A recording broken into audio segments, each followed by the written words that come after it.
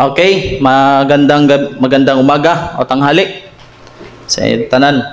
So karon mga kaigsunan, sumala sa paksa nga atong pagatun-an, papatunayan ko na ang tamang araw ng pagbibigay o pagsasauli ng ikapo ng Seventh-day Adventist ay hindi Sabado, kundi sa unang araw ng isang linggo ayon sa mabasa sa Biblia, sa Spirit of Prophecy o sa referensya.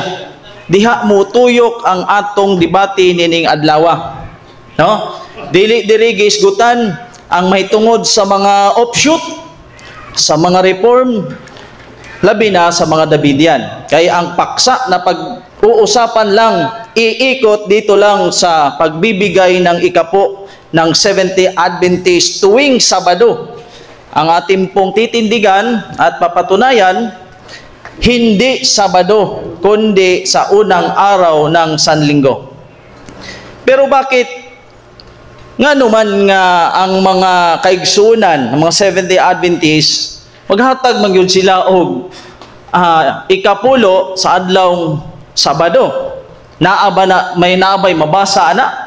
Kana ba ay biblical nga practice? Mabasa ba na? Prinsipyo ba na sa Ginoo? Tungod ba kay ang ikapulo balaan, tapos ang igpapahulay balaan pod, mao ba na ang hinungdan nga ihatag ang ikapulo sa adlawng Sabado kay balaan man ang Sabado? Balaan pod ang ikapulo. Ang tubag dili mga kaigsunan. Wala gyoy record sa Biblia direkta nga kanang practice nato na matag Sabado nga paghatag sa ikapulo, dili gyud na biblical, dili na mga kaigsunan. Mao nay akong pamatud-an karon, ingon nga affirmative niini nga debate. Karon sa dili pa ko moadto sa maong teksto sa Biblia, gusto na ko basahon ang sulat sa propeta sa Seventh-day Adventist. Propeta nato ni, kay niya hingtuo ko aning propeta na si Ellen G. White. Ingon dire, God's plan in the tithing system, beautiful in its simplicity and equality, all may take hold of it and faith and courage. For it is divine in its origin. Muisgot ganitag origin mga kaigsunan, naaibot pasabot ana. Ug ingon diri, in it a divine simplicity in utility, and thus it not require depth to learning to understand and execute it. Na ay gisgutan diri nga teksto sa Biblia nga nagisgot, says the apostle, let every one of you lay by him and store as God hath prospered him. Asa kahani mabasa nga gi-quote sa atong propeta isa kay kining tithes na agyud ni kalabtanan o connection sa atong kaluwasan. Dili ni pwede nga dili nato hisgutan kay wala ni connection sa kaluwasan. Naa ni siya connection sa kaluwasan, no? Karon sa man ang teksto. Diri na siya mabasa mga kaigsunan sa 1 Corinto 16:2. Upon the first day of the week, let every one of you lay by him in his store, as God hath prospered him, that there can be no gatherings when I come. Asa mabasa tong gi-quote sa atong propeta? Mabasa na siya sa 1 Corinto 16:2. Upon the first day of the week, karon nganong gahatag man tag 7th day of the week. Sa unsa man pagkahimoa nga Sabado man nato gihatag ato ikapulo nga nakabutang man sa Biblia gyud na. Unsay giingon, walay usa kanila na mawala. Tuldok ni kudlit na anay kahulugan. Subusan na sayop day ang propeta sa iyang pag-quote aning Biblia. Og bisan wala pa ning sulat ni Ellen G. White, klaro gyud na first day of the week ang paghatag og ikapulo, dili Sabado. Mao na siya makaigsunan. Unsay giingon sa atong propeta sa Seventh-day Adventist? The apostle suggests the first day of the week as a proper time. Pag mo iskot ganig adlaw, ang proper time upon the first day of the week ang paghatag. Pag imo ihatag sa Sabado, improper na. Karon atong huwaton unya ang atong negative kung makabasa ba siya na ang Sabado proper time. Kay naatay mabasa nga first day of the week proper time. Ihatagan ganin mo nagsabado, dili na proper. Okay? Okay. Karon, ingon diri sa propetesa sa Seventh-day Adventist, atong propetesa sa Adventist Home, page 389. Ingon diri na tao, nagisgot na siya og tithes. Klaro kayo na, mabasa na nyo na. Ingon diri, the directions given by the Holy Spirit. Kinsay naghatag? Holy Spirit. Dili lang si Apostle Paul. Through the Apostle Paul in regard to gifts present a principle. Dili lang na kay Paul. Prinsipyo gyud na siya. That applies also to tithing. Upon the first day of the week, let every one of you lay by him in his store as God hath prospered him. Parents and children are here included. Kaya naman mga bata na i-practice naman nato maghatag ikapulo. Pero i-practice gani nato nga Sabado, improper na mga kaigsunan. Okay? Upon the first day of the week, unsa man na pagkahimua na nahimo na mahinoong Sabado. Ako na'y pangutana unya. Okay? Ingon dere, sa panahon ba sa mga Adventist sa una, sa panahon ni Ellen G. White, sa panahon na buhi pa si Ellen G. White, unsa mga adlaw ilang paghatag? In early days of the message, early in 1859, the need of a more certain plan was felt.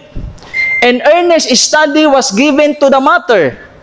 There grew out of this study the plan called systematic benevolence, in harmony with the 1 Corinthians chapter 16 verse 2, giving regularly on Sabbath ba? No. Regularly on the first day of the week as recommended. Recommended. And as suggested by 2 Corinthians chapter 8 verse 12 to 14. Mga igsoon, klaro na. Unya, baka may mabasa ang atong negative na ang Sabado regular na paghatag sa ikapulo ato ng atangan unya. Padayon, the plan was generally received with favor kay ilang man gyud nigimitingan mga kaigsunan. Gikan 1859 hantod na dito sa 1904 mauni ang practice. Unya kung basahon sa kasaysayan. Okay, ingon dire. And he received the endorsement of the spirit of prophecy. Endorsement. Regularly. As plan for support of the work and the ministry, broaden and spirit liberality as encouraged more and more until at length light from the scriptures revealed the system of tithes and offerings as they are known in the church today. Muna kinahanglan mabali na sa negative side na maingon pod na ang Sabado today pod. Kay kung mo negative ganita kala mabali nato na. Kay kung mangutan na rata di gyud na makabali kung di na mabali ang statement. Kay nga atong debate dire dili pa abti kay pangutana og pagtubag kundi labanan mo ni sa ebidensya laban sa ebidensya. Mao na ang debate. Ingon diri. The plan of systematic benevolence was of God's own arrangement. Unya atangan nato na basahon ni dihito nga ang Sabado God's arrangement pod na. Kay na may mabasa diri. Ni tulpok ni kudlit. No? It is because church member neglect to pay their tithes and meet their pledges in our institution. Mao gani ilang gimiting nga na ako na ipakita. Unya, the libro, The History of Use in the Tithe. Natay mabasa na og naa po na kung sigurista gyud na na ana sa website sa Seventh-day Adventist. Na ana siya. Pwede na nyo i-search kung naamoy Google. Okay? O giingon dire. Kini pod mapamatud-an po nato mga kaigsuonan nga gi-practice pod ni sa mga Israelites system of tithing. He is certainly enforcing a duty. Pag mo isgot ganig duty, katungdanan yun na of the same nature.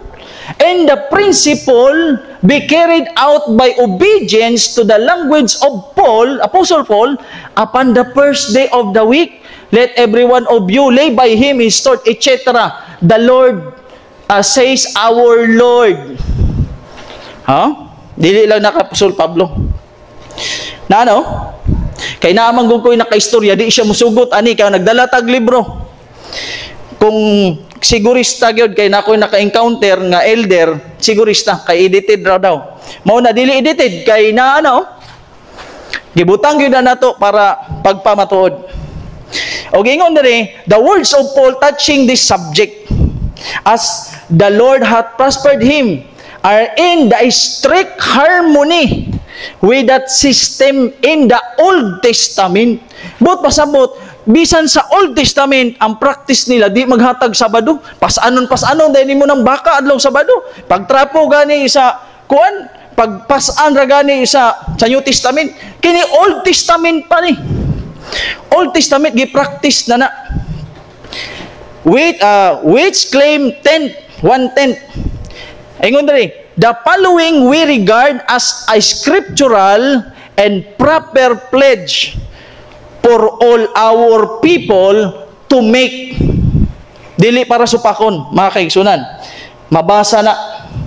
Kana akong mga gipambasa na ana sa official website ng Seventh-day Adventist. O kana nga systematic benevolence, gitawag po na, salamat, as the result of the strictly carrying out heaven's plan.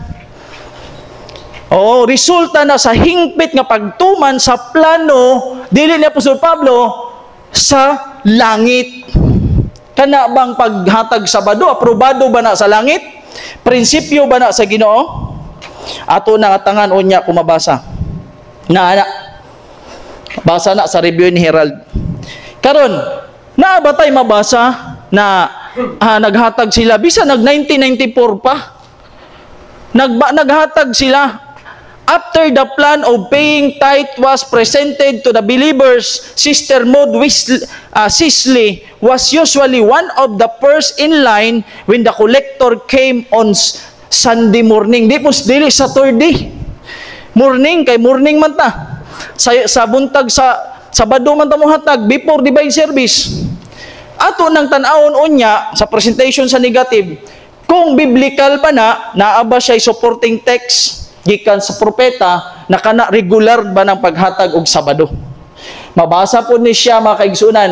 Kini didto ni sa website sa Adventist Review. Pwede na ninyo didto kuan. So, karon mangutana ni si Brother dito, makasala ba? Makasala ba kung muhatag kag Sabado? Nakasala magani si iba, nagisugo na ayaw og kaon hingkaon. Pag naay sugo, ingon dito, ang pagpakasala mo'y paglapas sa balaod. Unsay sugo sa Ginoo, ihatag ninyo sa unang adlaw sa semana ang inyong mga ikapulo. Dihatag man nato Sabado. Ako'y nabasa nga. Yan na. Okay, salamat.